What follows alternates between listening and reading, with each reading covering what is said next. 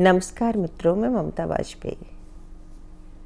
आपको पता है कि इन दिनों मैं गुजरात यात्रा पर हूँ और अपने रोज़ के अनुभव आपसे साझा कर रही हूँ। तो ये कुछ चित्र देखिए आप सोमनाथ दर्शन के। ये अंदर का चित्र सोमनाथ का नहीं है, ये देवी अहिल्याबाई मंदिर है जो बिल्कुल सोमनाथ के पास ही बना है और शिव का ही है, दूसरा शिवलिंग इसमें स्थापित है। ये है मेन मंदिर सोमनाथ का। तो सोमनाथ जाते समय ध्यान रखें कि कुछ चीज़ें ले जाना वहाँ प्रतिबंधित है। वो फ़ोन, पर्स या कोई भी चीज़, यहाँ तक कि घड़ी भी साथ नहीं ले जाने देते।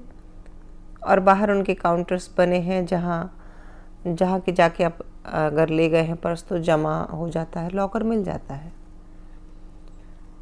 तो यदि हमें पहले से ही पता है तो न ले जाएं। हाँ, बहुत छोटा सा पर्स जिसमें कि आप पैसे वगैरह थोड़े रख कर ले जाना चाहते हैं तो वो ले जा सकते हैं। तो हम पहुंच गए थे गिरी से। हम सुबह निकले थे, करीब 1 घंटे के बाद हम सोमनाथ पहुंच गए थे और सीधे हमने मंदिर के दर्शन किए। अच्छी बात ये थी कि यहाँ बहुत भीड़ नहीं थी जैसा कि दूसरे मंदिरों में होता है, और ये बात मुझे बहुत अच्छी लगी। आसानी से दर्शन हो रहे थे। लाइन तो लंबी थी लेकिन व्यवस्था बहुत अच्छी थी। प्रांगण उसका बहुत ही बड़ा है और पीछे समुद्र का किनारा। अंदर का कुछ दिखा नहीं सकते क्योंकि कैमरा तो अलाउड ही नहीं था, तो क्या दिखाएं आपको। लेकिन मंदिर के पीछे का जो भव्य समुद्र है वो बहुत ही सुंदर है, साफ सुथरा एकदम। और समुद्र में एक पिलर लगा है जो दिशा मार्ग बताता है, और उस पिलर की दिशा में अगर दक्षिण में हम जाते हैं तो कहीं भी ज़मीन नहीं है, सिर्फ समुद्र ही समुद्र है। और ये अभिषेक हमने किया जो मुख्य सोमनाथ मंदिर के बगल में बना हुआ पुराना सोमनाथ मंदिर है जो देवी अहिल्याबाई ने बनवाया था। और ये सारी कथा हमें जब हमने शाम को 8 बजे लाइट एंड साउंड प्रोग्राम देखा, उसमें पता चली कि सोमनाथ मंदिर कई बार टूटा है। 6 से ये 7वीं बार बना है, 6 बार टूटा है। तो यही एक बार टूटने के बाद जो वहाँ अवशेष थे उन्हीं के बगल में देवी अहिल्याबाई ने ये शिवलिंग स्थापित किया था। तो ये स्थापित शिवलिंग है और इसकी भी महत्ता उतनी ही है जितनी कि सोमनाथ की। चूँकि यहाँ सोना वगैरह नहीं है तो यहाँ अंदर तक एंट्री है, सो हमने यही अपनी इच्छा भी पूरी कर ली। बाकी मेन सोमनाथ में तो स्पर्श करना अलाउ है नहीं, लेकिन बाहर स्क्रीन लगी है और उस पर अंदर का पूरा दिखता रहता है। ऐसा कुछ हिडन भी नहीं है कि आपको दिखे नहीं। सो ये पंडित मिल जाते हैं यहाँ, और जैसा कि आम मंदिरों में होता है, कुछ दक्षिणा देकर, कुछ उनके नियम हैं और कुछ पूजाएं हैं कि कौन सी पूजा आप कराना चाहते हैं, उस हिसाब से दक्षिणा लगती है और पूजा हो जाती है। तो हमें कुछ नहीं लाना पड़ता। ये जो भी दूध से लेकर और भी ये सिर्फ दूध अभिषेक का ही फोटो है। बाकी जितनी भी पूजन सामग्री होती है, चंदन, चावल, घी, शक्कर, शहद वगैरह वगैरह, सब कुछ पंडित ही अरेंज करा देते हैं और बहुत आसानी से पूजा हो जाती है।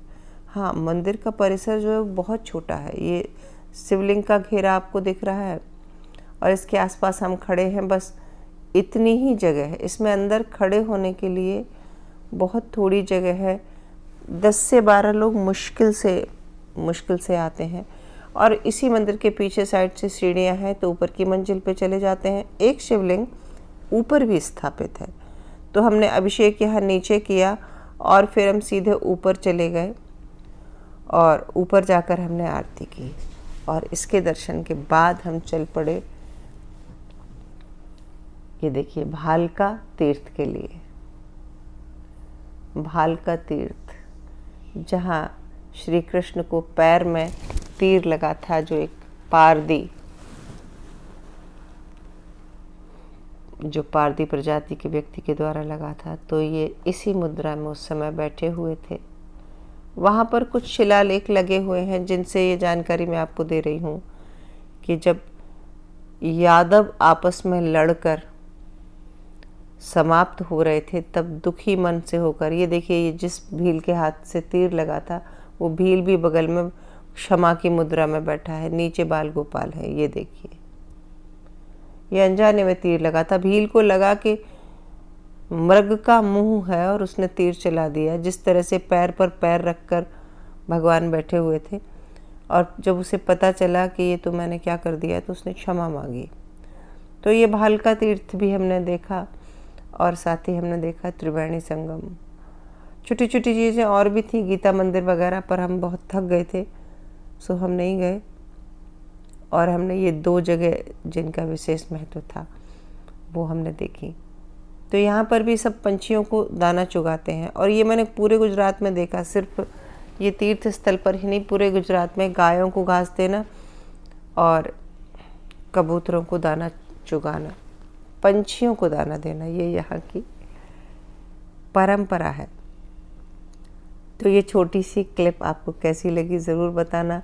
मैं जैसे जैसे आगे बढ़ती जाऊँगी मैं आपसे साझा करती जाऊँगी। एक वीडियो ऐसा भी बनाऊँगी कि जिसमें अब तक का हमने जो जो देखा है वो सब रिकॉर्ड किया तो है मैंने। अब घर पहुंचकर मैं ठीक से उन्हें एडिट करके आप तक पहुंचाऊंगी। ये तो मैं यहीं तत्काल होटल में ही करती जा रही हूँ और जो जितना होता जा रहा है। तो कैसा लगा वीडियो? मिलते हैं अगले वीडियो में। नमस्कार।